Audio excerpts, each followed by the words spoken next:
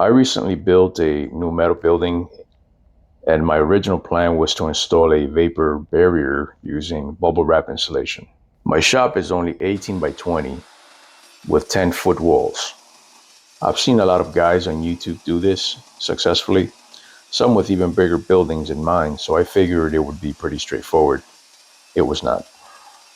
I bought all the materials for the job: bubble wrap insulation, tape, wood, adhesive, and screws. The plan was to rip strips of wood, attach them vertically to the metal walls using glue or tape, and then attach the bubble insulation to the wood itself. This would create a couple of inches of air gap, which should normalize the climate inside of the building. I live in a very hot area, and I also wanted the option of running a small window air conditioning unit. Even a little insulation would help the AC work more efficiently.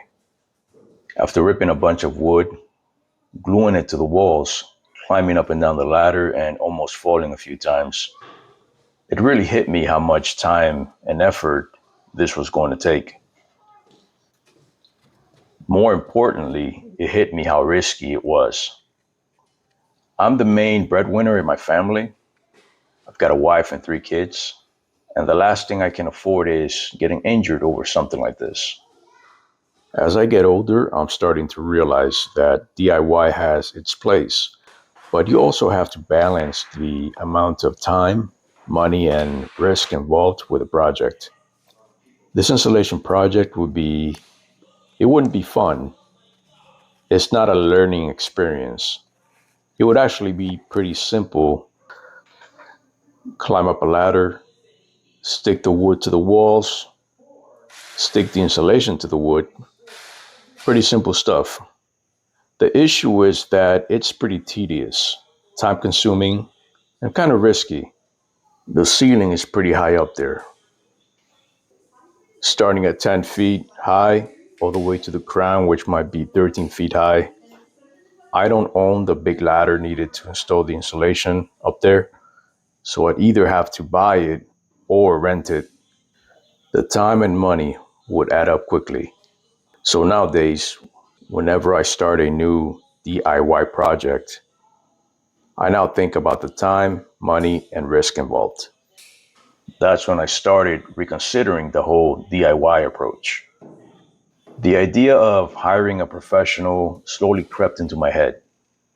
I did some research, and a lot of people on YouTube mentioned that having a building sprayed with closed cell foam can sometimes cost more than the building itself.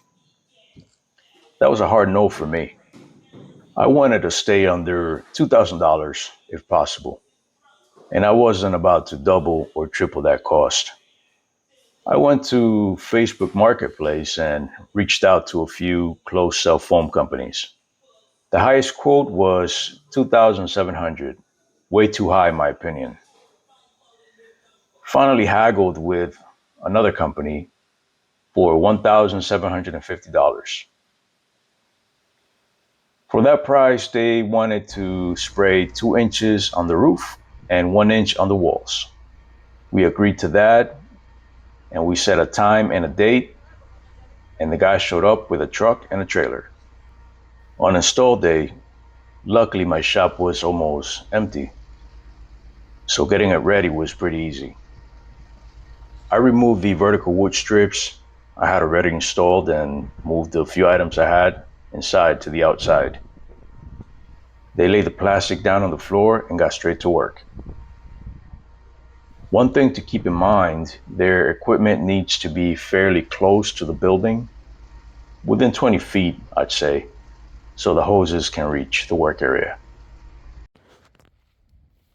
Thankfully, my neighbor was cool and let them park in her driveway. Total install time was about 3 to 4 hours. After the installation was completed, I went inside of the building to inspect it, and the difference was immediate. Before the installation, being inside the metal building felt like you were still outside, just shaded. Now it actually feels like you're inside a real structure. It's noticeably cooler than outside and the temperature feels more stable. I worked in the building during very hot days and it's been very comfortable so far. Honestly, I'm not even sure that I need an air conditioner anymore. A couple of fans might be enough.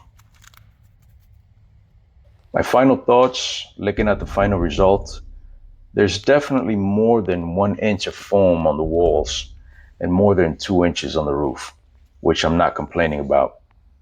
Here in Florida, it rarely gets cold enough to justify thicker foam anyway.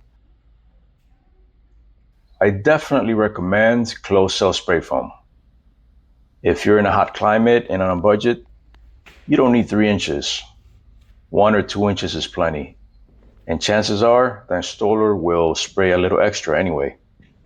If you're debating between DIY installation and spray foam for your metal building, I hope this helps you make a decision. If you've got any questions, drop them in the comments. And if this video helped you out, consider subscribing.